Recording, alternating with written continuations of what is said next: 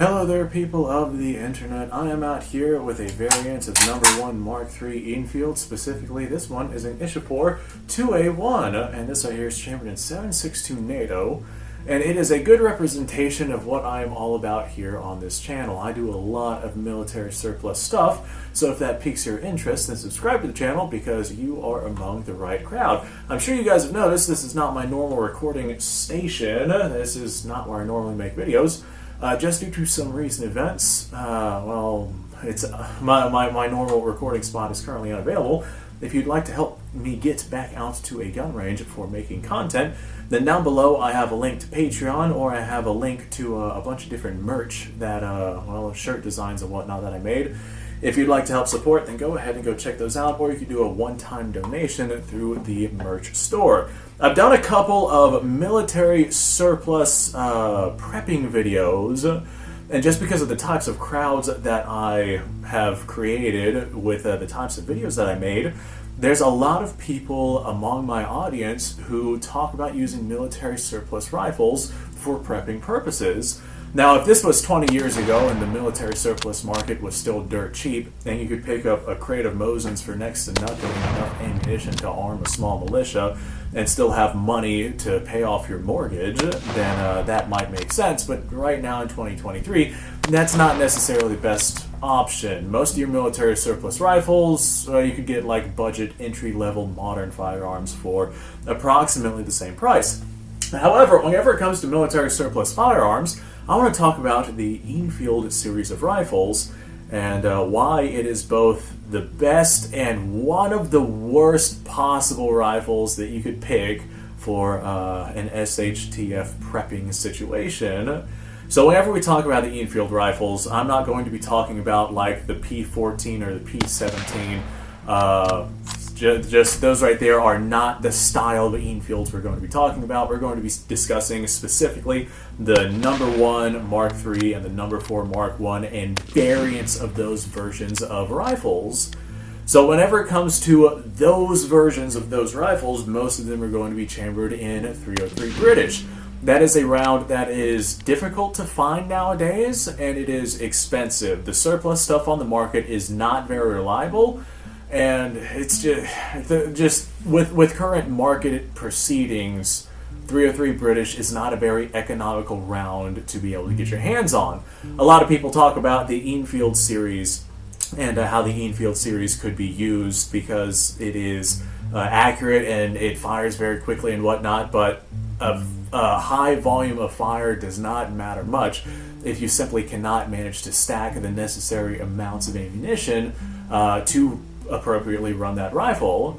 Now, that being said, if you already have a surplus of .303 British ammunition, good for you. You probably stacked them whenever they were cheap, upon which case this argument does not really matter much to you. So the Enfield series in .303, I would say that's probably, I really hate to say it because I love the .303 Lee Enfield series of rifles, but in .303, it's just not a good rifle for practical purposes nowadays. The ammunition is hard to find, it's expensive, there's only a couple of manufacturers that are making it nowadays, and whenever you do manage to find it, you could get the same sort of ammunition for much, much, much cheaper, and it's going to be much, much more available. So in .303, I'm sorry, I just got to say that there's going to be a no-go for me, especially if you're looking at something long-term. Now, if it's something immediate and you already have your ammo, go for it. Do whatever it is that you want. But here in the U.S., .308 diameter bullets are going to be much, much more predominant than the .311 or .312 diameter projectile that the .303 takes. And so as a result, if you can manage to find projectiles for it, then yeah, you could reload it. But if you were to reload it with .308 ammo, you get diminished accuracy, and it just does not really lend itself to being a really good practical platform here in the U.S. But if you were to go with an Enfield, and you were to go with, saying, Enfield 2A1, I think that as far as bolt-action rifles go for an SHTF situation, this right here would probably be the overall best bolt-action rifle that you could go with. Not only could you feed these with stripper clips or external magazines, these magazines can be full-on removed from the rifle, I mean, you could feed this however it is that you want. If you could afford to get yourself a bunch of magazines and you don't mind carrying around that extra weight with you with whatever it is that you're doing, odds are you wouldn't mind carrying that around if you're going to carry around this rifle, then reloading reloading the rifle with magazines is very, very easy to do. Or if you want to save yourself some weight and load with stripper clips, then you can go ahead and do that as well. Not only that, but these right here are chambered for 7.62 NATO, which as of right now in 2023 is a very, very predominant round out there on the market. These right here are a 150 gram projectile approximately, traveling at about approximately 2,800 feet per second. The energy transfer for the 7.62 NATO is about on par with what you would see with 303 British, but the 7.62 NATO is probably about a half the cost or less, and it's going to be dramatically more available. This right here is what NATO forces are currently using, and 7.62 NATO is being surplused on the civilian market right now in massive amounts. You could get it for not a whole lot of money. And a vast majority of the 7.62 NATO ammunition out there is going to be reloadable, and it does take 308 diameter projectiles, which means that you could reload these with very, very, very common projectiles that you're going to find out there on the market. So the Enfield for SHTF situations, I would say yes, it is one of the best platforms if you're going with a 2A1 or variant that is chambered in 7.62 NATO.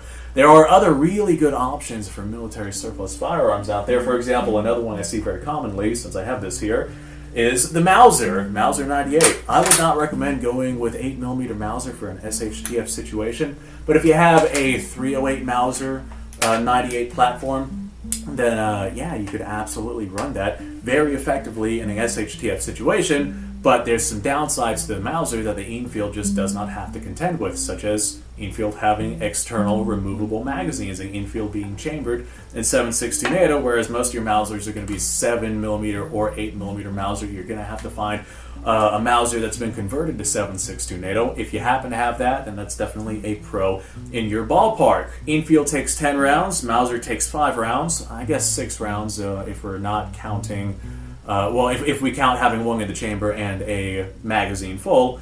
The Enfield is a cock-on-close action, and it has a shorter bolt throw, which means that you could fire it more rapidly, but it's still going to be less rapid than an automatic system or semi-automatic system. So that does not really lend itself to being all that much of a pro. But as far as other bolt-action rifles go, such as the Mauser or even the Mosin, I would say the Enfield definitely takes the cake. The one thing that the Mosin has going for it is that ammunition for it is still being used in various CON-block countries all around the world, 7.62 by 54 rimmed, and it's a powerful round. It's on par with military M2 ball 30-06 when fired out of a full-length Mosin. However, it's a rimmed cartridge. The Mosins do tend to get rim lock, especially whenever they are fed from stripper clips. The stripper clips can be finicky, especially if we're talking about modern produced ones, and if we're talking about practical situations, you're going to want to get as many as you can. And oftentimes, getting the modern produced ones are going to be far more economic to get and cheaper to find, or economic to get, cheaper to get, easier to find than your actual military-made surplus Mosin stripper clips.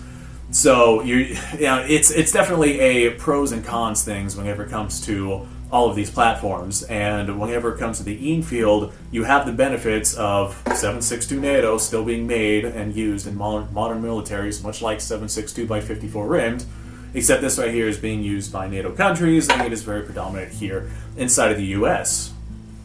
The Mosin is also limited to 5 shots, and it does have a 90-degree bolt throw on it as well. There's just a lot of downsides whenever it comes to the Mosin platform. It's oftentimes sticky and finicky and difficult to utilize fast. The Enfield definitely tends itself to be a much faster system than, say, the Mosin.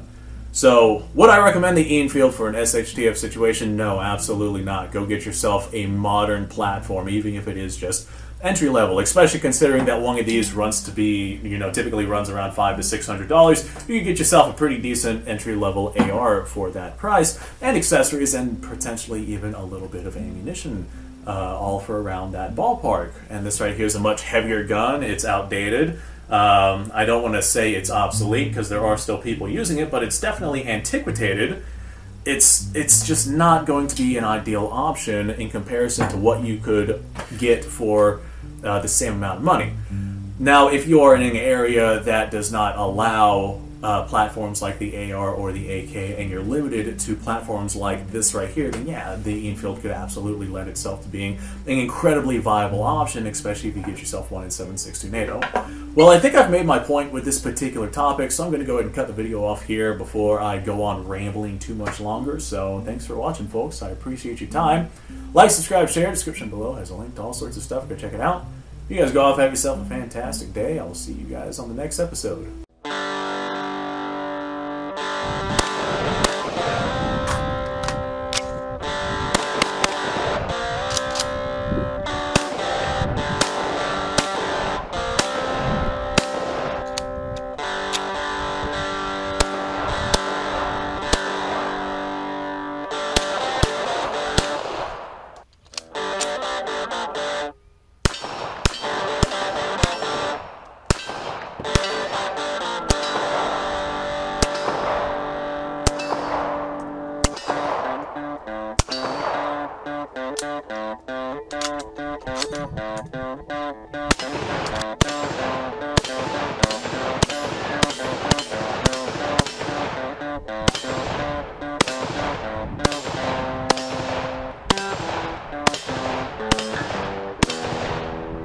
Been a little while since I've done this.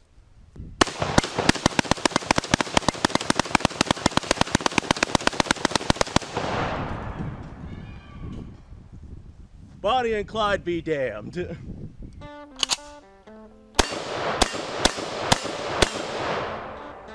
poor man's Garen.